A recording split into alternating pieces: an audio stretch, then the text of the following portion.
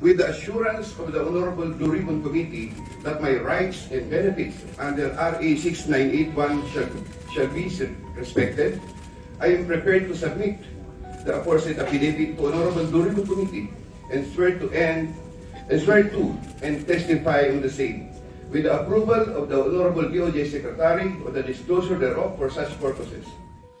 Do you swear or affirm to tell the truth, the whole truth, and nothing but the truth in this proceeding? Thank you. You may take your seat. Thank you. Are you ready to make your statement? Yes po, Mr. Chair. You may proceed.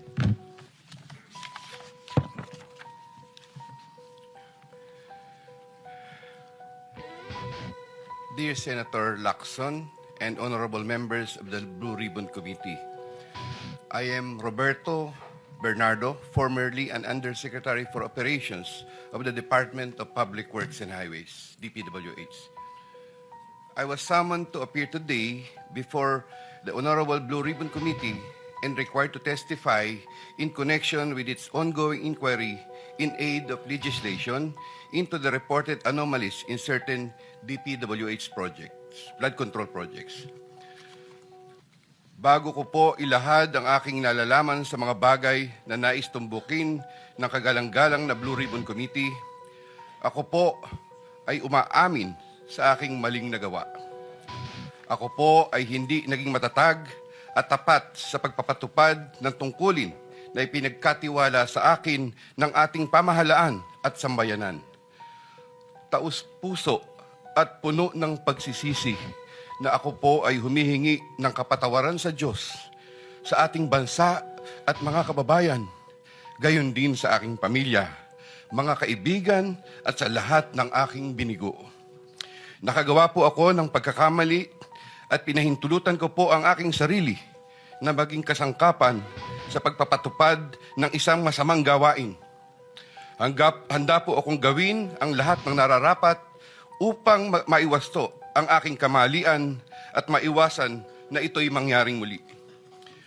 I wish to assure the Honorable Blue Ribbon Committee of my full cooperation with the investigation. I am submitting an affidavit outlining my knowledge and of and involvement in certain events material to the subject of investigation. Moreover, I will disclose and expound on related incidents within my personal knowledge, mindful not only of the materiality of my testimony, but also of my rights, as well as fearful of what effects my disclosures will have on my family's safety and well-being. I have applied before the Department of Justice for coverage as a state witness under Republic Act No. 6981, otherwise known as Witness Protection, Security and Benefit Act. I hope the Honorable Blue Ribbon Committee will find merit in my application and favorably endorse the same to the DOJ. With the assurance of the Honorable Blue Ribbon Committee that my rights and benefits under RA 6981 shall be respected, I am prepared to submit the aforesaid affidavit to Honorable Blue Ribbon Committee and swear to and testify on the same, with the approval of the Honorable DOJ Secretary on the disclosure thereof for such purposes. The highly sensitive nature of the disclosures made in my affidavit cannot be stressed enough. These deal with involvement in irregularities of 4 senators and 1 congressman, 1 member of a constitutional commission, and 1 undersecretary, seriously undermining public trust in 2 out of 3 branches of our government and a constitutional body, thereby posing a significant threat to our national security as it may lead to political instability, which may weaken the ability of the government to function effectively.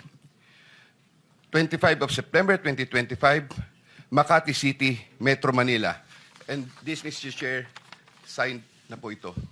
Okay. May we hear from Secretary Remulla since he mentioned about his application for admission into the program? Your Honor, we will have to evaluate his statements in relation to all the other testimonies that we have gathered in the DOJ and in the Blue Ribbon Committee. The Senate President, Mr. Chairman, Gulman. yeah. We would like to listen to your sworn affidavit, if you have one, or an affidavit that you will swear to complete the disclosure that you're talking about. Otherwise, those are mere general statements.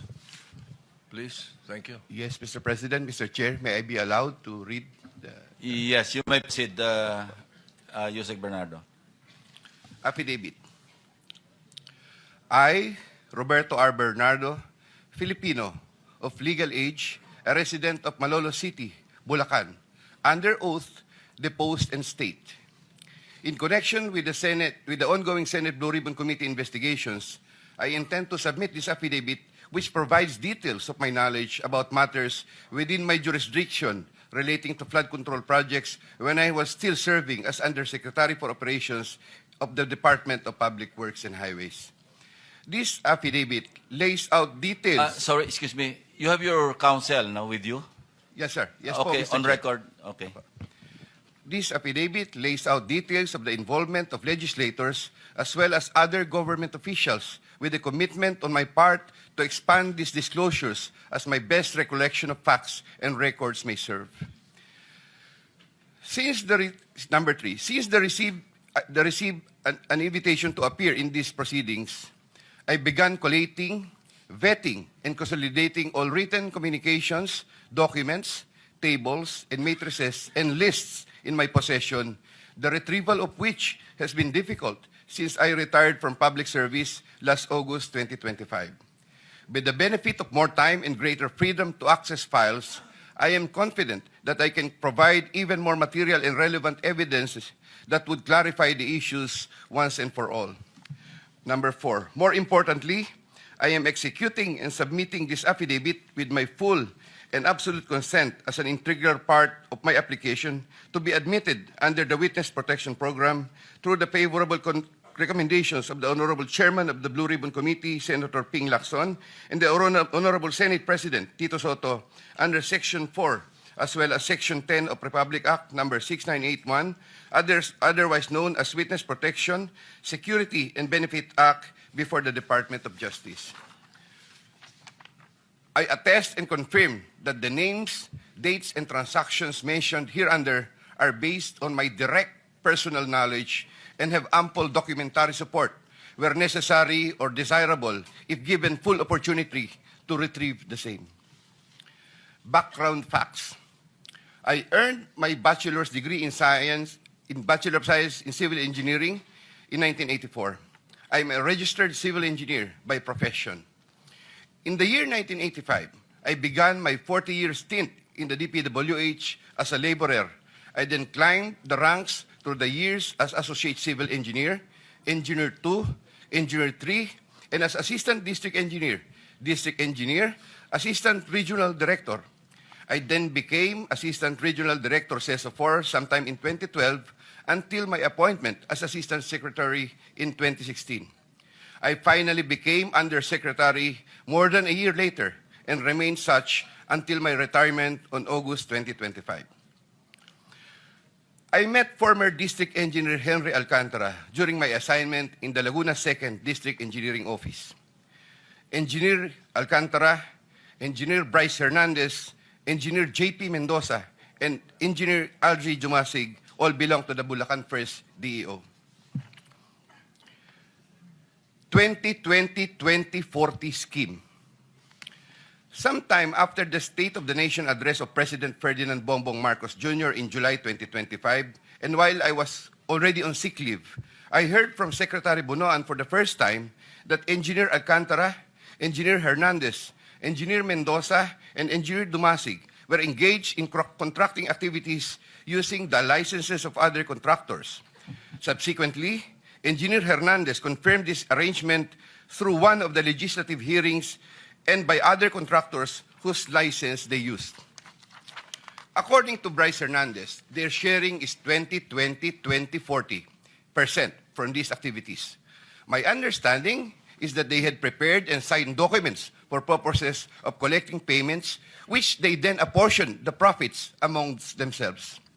However, I must admit that I have no personal knowledge on the exact actions they took accomplish this scheme, and I can only be asked general questions on the systems in place that would have allowed this modus operandi to happen. I categorically state that I have neither knowledge nor participation in these business activities, which were entirely done by Engineer Alcantara, Engineer Hernandez, Engineer Mendoza, and Engineer Dumasig on their own. Ghost projects. At about the same time, after the 2025 SONA, I also heard for the first time that aside from the 2020-2040 scheme, were flood control projects, ghost projects, for which Engineer Alcantara, Engineer Hernandez, Engineer Mendoza, and Engineer Dumasig were also responsible. These were confirmed later by Secretary Bunaan during a separate legislative hearings. I called up Engineer Alcantara to ask him about these flood control ghost projects. He denied any participation. Subsequently, he likewise told me that he even convened the officers of Bulacan First DEO to confront them about these ghost projects, and that some officers, it was Engineer Hernandez, who was the primary person responsible for the same.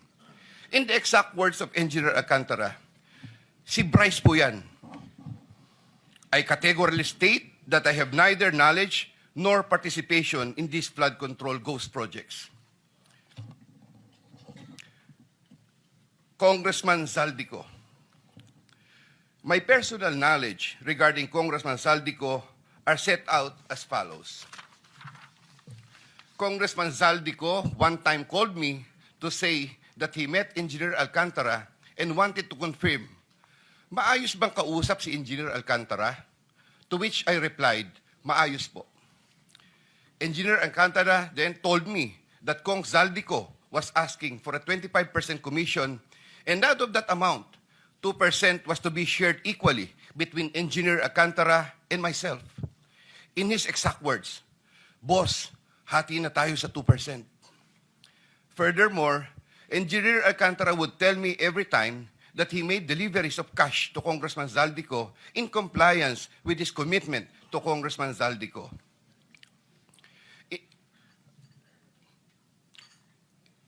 In this affidavit, I shall mention my personal knowledge regarding Senator Chis Escudero as follows.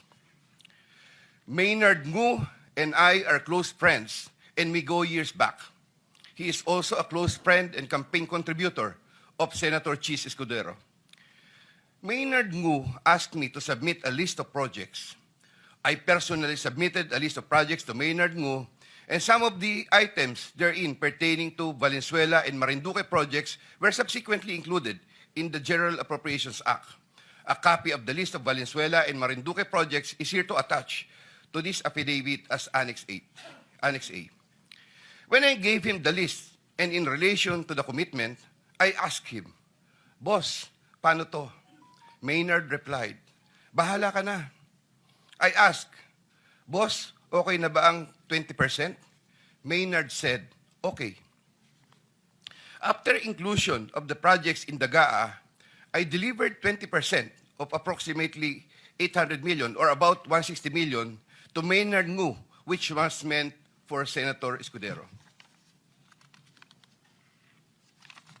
Finally, I would like to add that deliveries of cash were personally made to me, by me, to Maynard Ngu at his office in Manila. I confirm that Commissioner Lipana requested that he be referred to officers of DPWH Bulacan First DEO. I referred to Engineer Bryce Hernandez. I have no personal knowledge if they were able to secure a project in Bulacan First DEO. Furthermore, and subject to possible referral to an executive session upon the approval of the Honorable Chairman, I attest to the broader systemic issues in DPWH that are widespread. My statements hereunder are based on personal knowledge and direct interactions with the personalities involved with great risk to my safety and that of my family members. I confirm the following. Yusek Trigiv Olaybar of DepEd.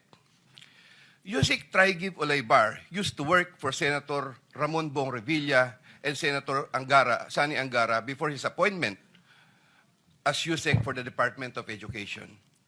Sometime 2010, I met for the first time Yusek Olayvar, who was then working in the office of Senator Bong Revilla. Later, I learned that he transferred to the office of Senator Edgardo Angara and then later to Senator Sani Angara. Sometime 2024, Yusek Olayvar personally called me for a meeting to discuss about unprogrammed appropriations, supposedly for the office of the Executive Secretary.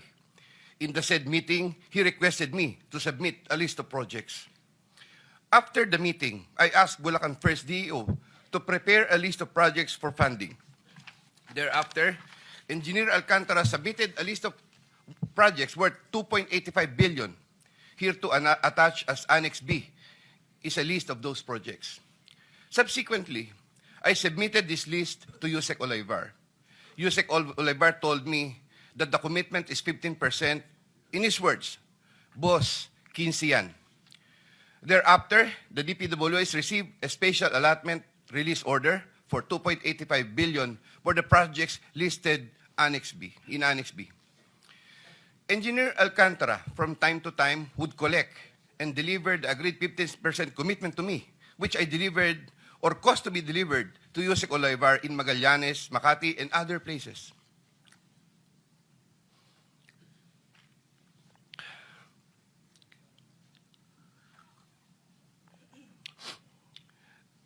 Senator Ramon Bong Revilla.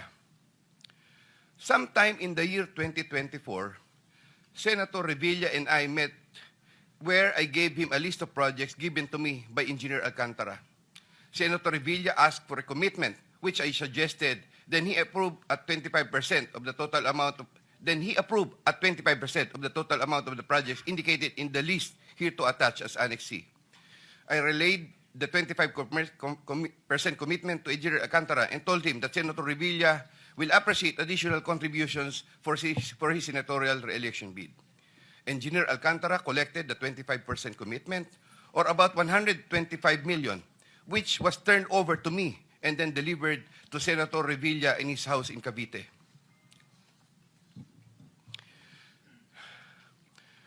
Senator Nancy Binay. Sometime in the year 2024, Carlin Villa, a staff of trusted confidant of Senator Binay, called me and asked for a commitment which was set at 15% of the total amount of the projects indicated in the list here to attach as Annex D. I relayed the 15% commitment to Engineer Alcantara. Engineer Alcantara collected 15% commitment, or about 37 million, which was turned over to me and which I then delivered to Senator Binay at a house in Quezon City. Given the complexities of the transactions and personalities involved, I humbly reserve the right to submit a supplementary affidavit if warranted in the premises. I attest to the truth of the foregoing statements based on my personal knowledge and authentic records. In witness or hope, I will be affixing my signature this day of September 2025 here. Mr. Chair. Yeah, kindly sign your affidavit in the presence of everybody.